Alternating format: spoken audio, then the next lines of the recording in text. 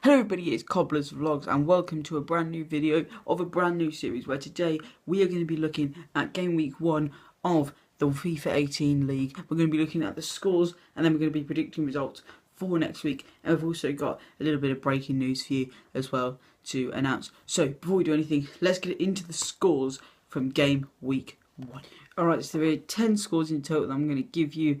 And then I'm going to go through the league table, and then I've got a bit of news as well to give you, and then I'm going to predict the scores for the next round. So first of all, unfortunately Ben Natman was unable to play because he was having problems with his internet, so he was unable to play his game. So unfortunately for him, and I had to give the game the win to Dylan because it was unfortunately Ben Natman's fault that he couldn't play the game.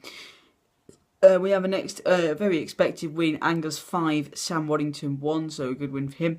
Then a thrashing, the first thrashing of the round. It was a 5-goal game. 5-goal thrashing. It was Ben Jackson 2, Neo 7, and Neo one of the favourites to win this league. And Ben Jackson, I would have thought would be up there, and unfortunately a 7-2 loss for him. Now, one of the closer games in the round, we had Patrick McFadden 3, Rhys Parsons 4. It sounded like quite a tight game. Patrick told me a bit about the game. He said it was sort of went 1-1. It sort of went 1-0, 1-1, 2-1. 2-2, and then just like that, and then Rhys Parsons managed to score in the 90th minute to beat Patrick 4-3. Another tight game. Haven't really heard anything about it, but we have it. It's quite a shock result. I would have expected Daniel Osborne to win this one, but it was Daniel Osborne 3, Josh Weston 4. Maybe underestimated Josh a bit there.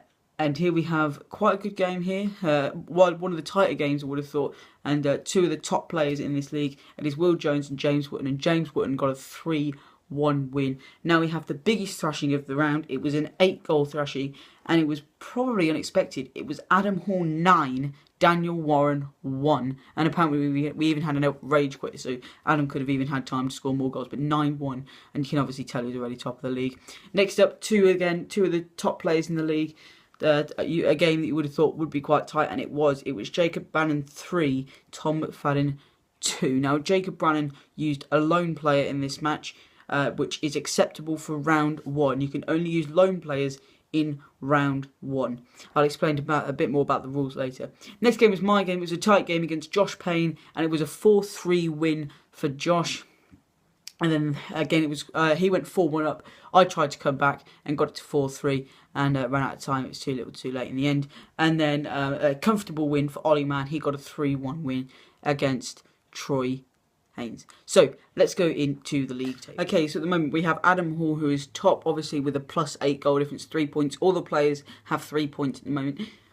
Neo is second with that +5 goal difference. Angus third with the +4 goal difference. James Wootton is fourth, making up the top 4 with a +2 goal difference. Also on a +2 goal difference is Ollie Mann. So is Dylan as well, because they've got a 2-0 win against Ben Natman.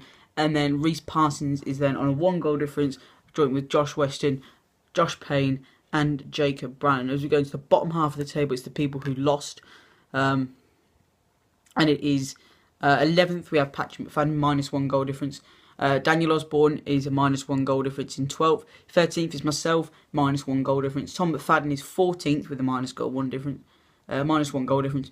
Will Jones 15th with a -2 goal difference. Troy Haynes is 16th, -2 goal difference. Ben Natman 17th, -goal difference. Sam Waddington 18th, -4 goal difference.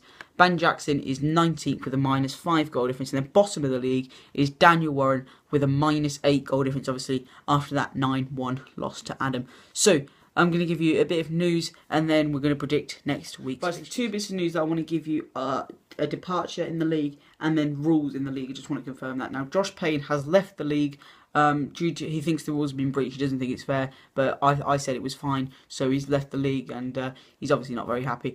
So he's still going to have whoever replaces him will have the 4-3 win against me.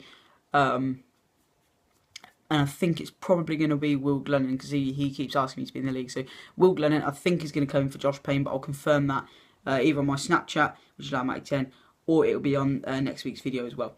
The second bit of news I want to give you is rules. Now, in round 1, I said you could use, I didn't really lay down any proper rules. Now I'm going to lay them down for round 2. Round 1, you can do whatever you want. Round 2, you can not use a lone player in your squad. You cannot bring one off the bench. Rule number 3 if there's a rage rule number 2, sorry, if there is a rage quit after half time, whatever the score is at that point is going to be the final score. If it's before half time, it's just a 3-0 win for the person who didn't rage quit, if that makes sense. And then the final rule is attribute cards. I'm going to say you can use 3 attribute cards per match, no more than 3, and that is basically the. And then the final rule that I'm going to lay down is that you cannot win on penalties. You can play extra time, but if you win on penalties, it's still a draw. So if you're still drawing after extra time, you just send me the score after extra time, and that will be the result. You can still play the penalty shootout, whatever, but the score after extra time is the result, not 90 minutes. So they are the rules. And let's get into next week's predictions. Alright, so there's some tight games in round 2 actually, but I'm going to start with one that probably I don't think will be so tight. Is Troy Haynes versus Dylan Patel. Now, Dylan I know is okay, but apparently Troy's actually quite good, so I'm going to give Troy a 3-0 win. Daniel Osborne versus Angus. Apparently Angus is quite good. I've never played him before. I've played Daniel Osborne, I know he's alright, but Angus I think is quite good, so I'm going to give Angus a 2-1 win. Patrick McFadden plays Ben Jackson. Patrick, again, he's decent. Ben Jackson, I think, is probably going to be challenging for 4th place. I don't think he'll be challenging for top spot, but I think he'll be challenging for that top 4. And I think Ben Jackson is going to get a 2-0 win. Ben Natman versus Rhys Parsons. Rhys Parsons looks quite good when he beat Patrick, so I'm going to give him a 2-0 win. Adam plays Sam Waddington. Now, after a 9-1 win, I can only see it happening again, but I think it's only going to be 4-0 this time to Adam. Neo plays Will in one of the bigger games of the round. I think this is going to be a very tight game, but I think Neo's going to just edge it 2-1, something like that. Dan Warren plays James Wotton. Now, again, Daniel had a terrible defeat in the last round. He needs to bounce back. I don't think he will against James again. James should be challenging for the top 4, or maybe even top spot. So I'm going to give James a 5-1 win there. Jacob Brandon plays Josh Weston again. Another tight game, 2 decent Viva players. So I'm going to say 3-2 to Jacob Brandon. And then I go up against Tom McFadden. I'm going to say it's a tight one. It's just how many goals is Tom going to score? You never know. Or am I going to get a lucky 1-0 win? I'm going to say 6-1 to Tom. I'm not backing myself here. And then Ollie Mann plays Josh Payne. Now, I'm not going to give a prediction for this game because I don't know if Josh is good. Josh and Ollie have already played this game. And Josh left the league because he thinks the rules were breached. But Ollie used 2 attribute cards, and I said you could use 3, so that's fine. And he didn't use any lone players, and Josh subbed on 3 lone players. So I'm not going to make a prediction for that game.